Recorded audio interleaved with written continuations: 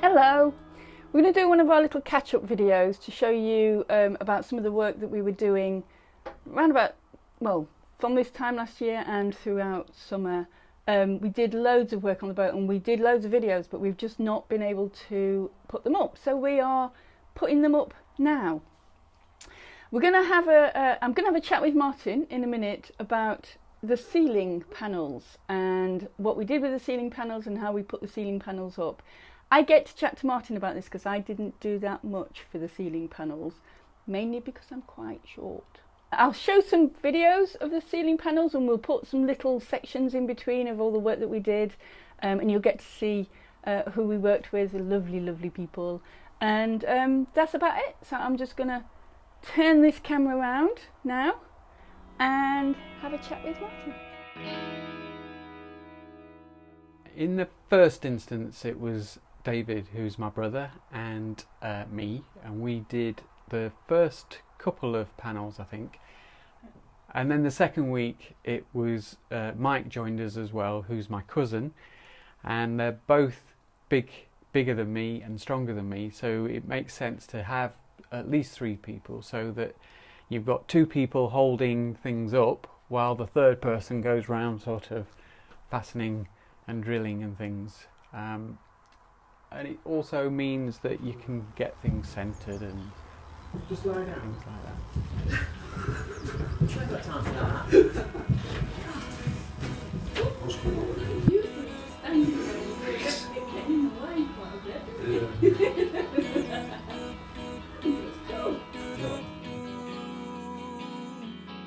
Back in, I think it was April last year, we got the electrical guy to come in, and he basically wanted to start with the lights and also the sockets, so basically 12 volt and 230 volt. So the first thing we needed to do was put some ceiling panels up with the lights in so he could wire them up, I suppose, and also that for under the gunnel as well with the sockets. Usually people use 6mm ply for the ceiling, 9 for the walls and 12 for under the gunnel. We knew that under the gunnel we couldn't use 12 because there's this curve and we wanted to keep that curve in, which we'll talk about later. So that needed to be thinner, so that was going to be 9. So we knew the walls were going to be 9, but also then the ceiling, at the time we were struggling to get a supplier to get us 6mm ply. Okay, I'm going to jump in here because this is a bit that I actually did have some involvement with, and I'm feeling left out.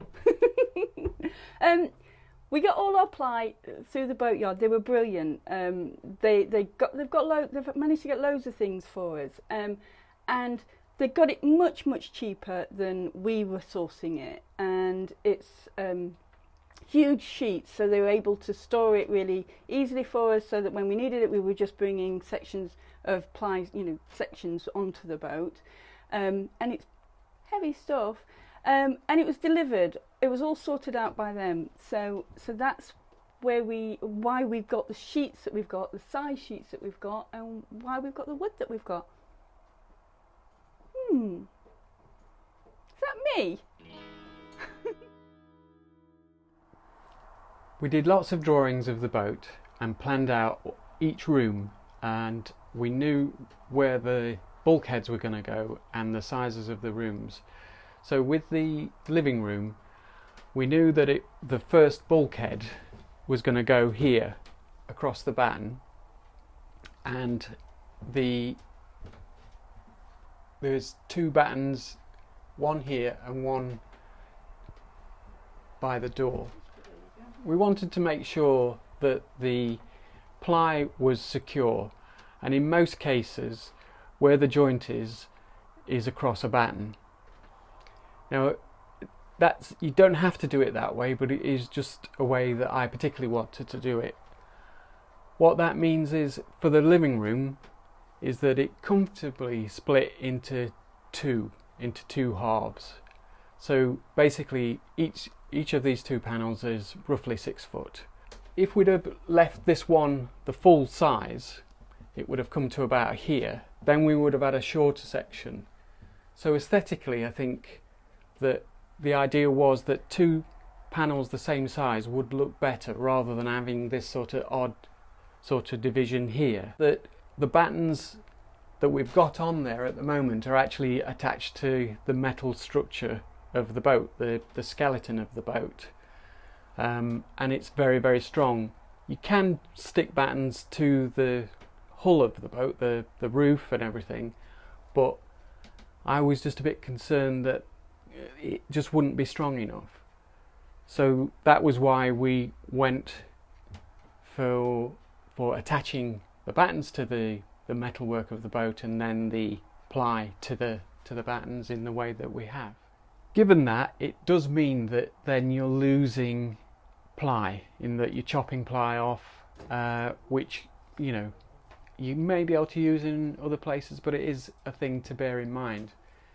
Further down we get the full length sections. You know, there's very little taken off. They're sort of roughly 8 foot sections, and then right at the bottom there's just another one section which is 6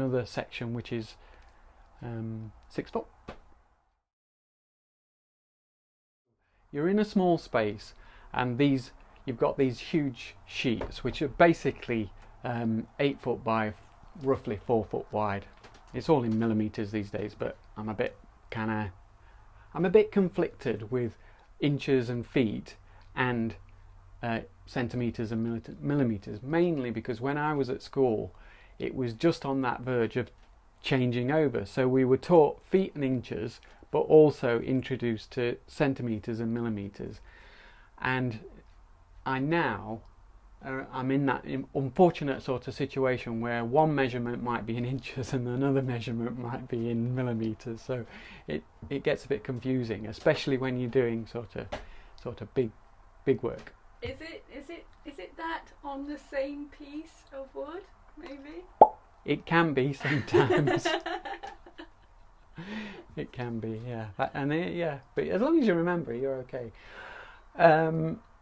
Yeah, so one of the problems is space. Now you can do the work outside. We're on hard standing, so there was room, but it does mean then you're having to take a piece out and bring it back in, and you know, all the problems that comes with that, in terms of, you know, the possibility of damaging it and catching it and things like that. So what we did was work in the boat, and it was a little bit tight at times, but we could just about manage it. And yeah, what kind of problems did you said it was a little bit tight, but were there other problems? One of the problems is when sometimes you needed to flip a board and you didn't always have the kind of space to sort of turn it around. So you know, if you were wanting to cut on a particular edge or side and you were having to turn it, it did sort of cause a few moments of, because you've got other things in the way, like benches and saws and things like that. There's a tendency to lift it up, make sure it slides. So we were using a circular saw, and that was battery operated, which was really good because you don't have to worry about leads and things like that. And that was for, you know, the main sort of straight cutting. Was it powerful enough, a battery operated one? Yeah, it was really powerful. It had the 4-point-something amp hour battery on it, and that did last quite a long time. And then other cuts, if we were cutting for the light fittings and things like that, that was done with using a hole cutter, whatever. Hole cutter, yeah. Hole saw. Yeah, hole saw. Hole saw.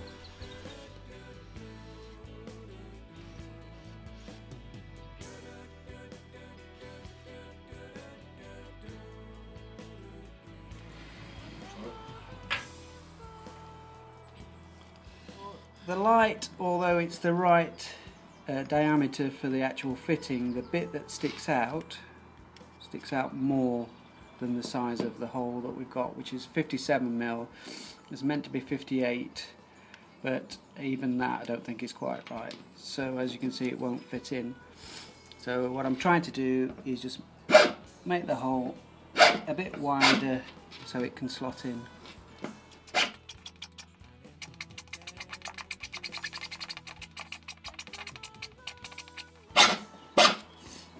So why haven't you bought the right size drill bit, Martin? Because the drill bit that we're using is a 57mm, and the next size up was a ridiculous price, around about 70 or 80 quid, I can't remember.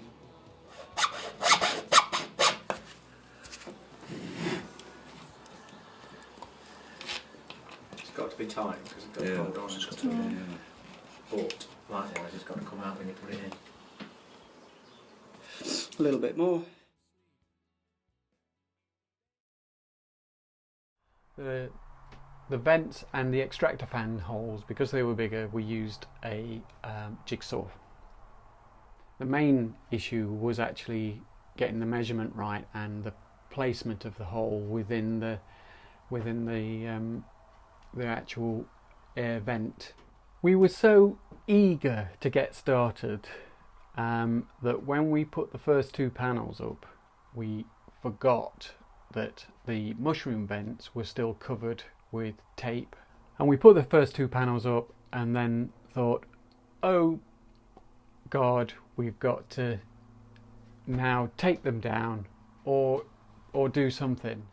Because the ply was put up, and in some cases it has Velcro on it to help it stay up, it was very difficult to then force it down, breaking the Velcro and pulling the tape off and things. So we decided to do it in situ. So to mark it out the best we could, and the way we did that was to go outside, extend a pencil and make a mark, and then use a drill on the outside with a long drill piece just to get a basic hole. It was really funny.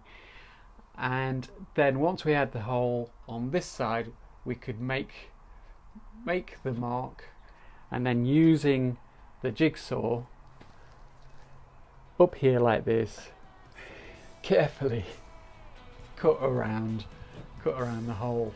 And luckily it did work, because otherwise we'd have had to have started again.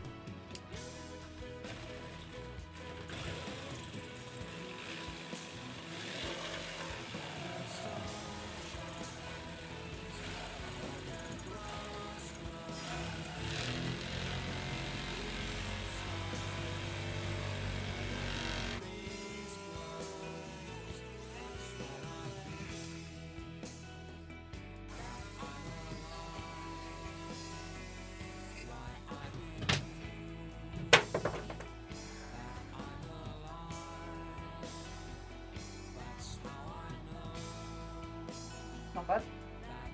That's pretty cool. So you've done that by freehand. You recommend doing that, Martin? No.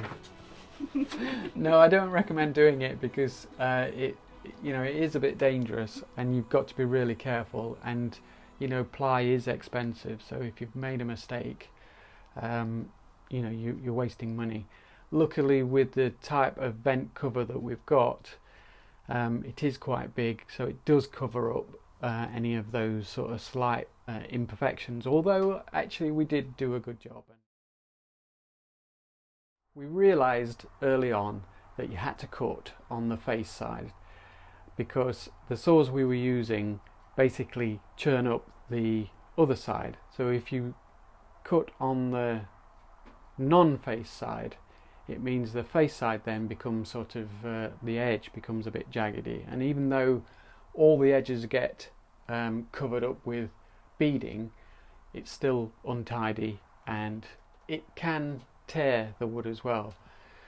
So the way we worked around that was to cut on the face side, But what you have to also be aware of, that then when you're cutting, is that the saws themselves can mark the ply. Even though these are already painted and stained, it can still leave marks. So what we were having to do was use paper to cover the area that we wanted to cut, and use the paper to keep the ply clean.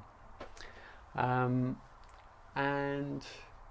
that worked really well and saved us some time and mucky ply. One of the things that we needed to prepare for was where the lights were going to go and how they were going to be positioned. I knew that we wanted to make them in a zigzag pattern and keep them in line with each other, so that the eyesight, when you look down the corridor, they would be they would look roughly in line, but also within the same distance. And one of the reasons for doing them as a zigzag is that these particular LED lights are quite bright. They're kind of brighter than the normal ones because they have these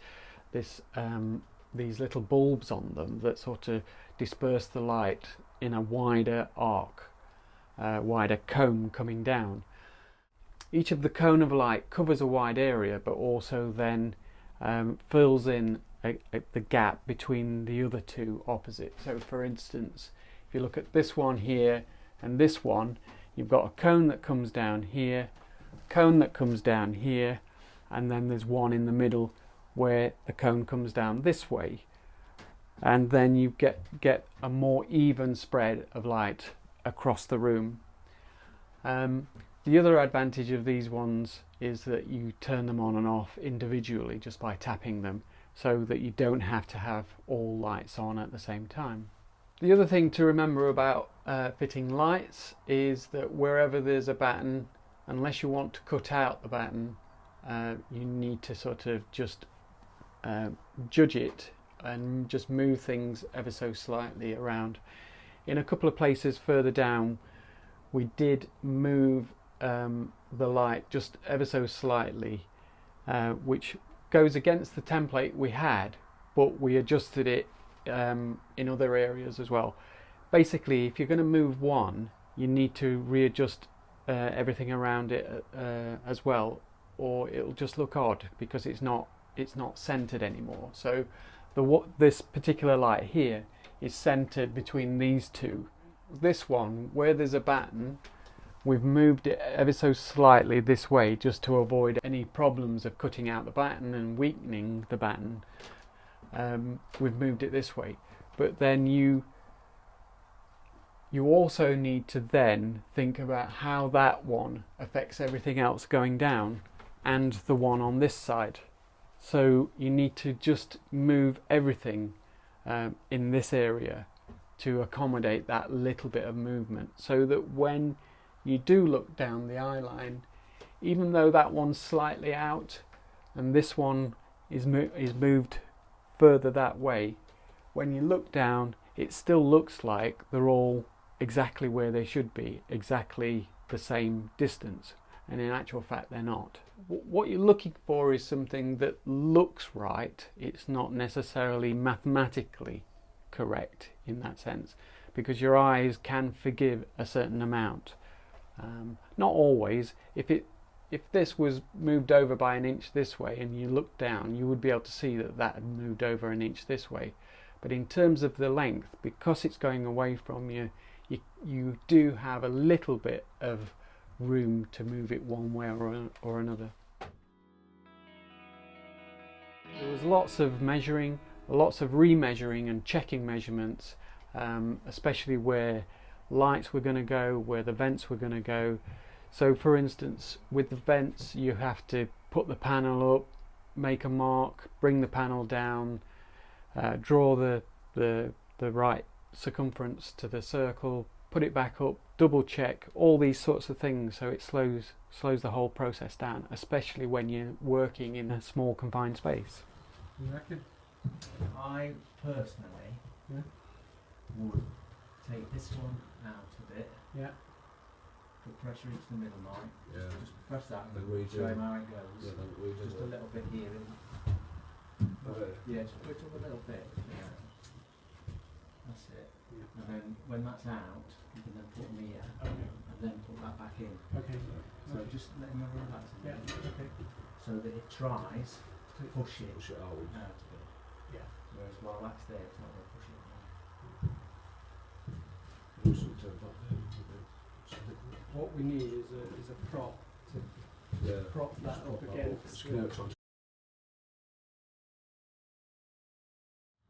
Okay. So take that out of there.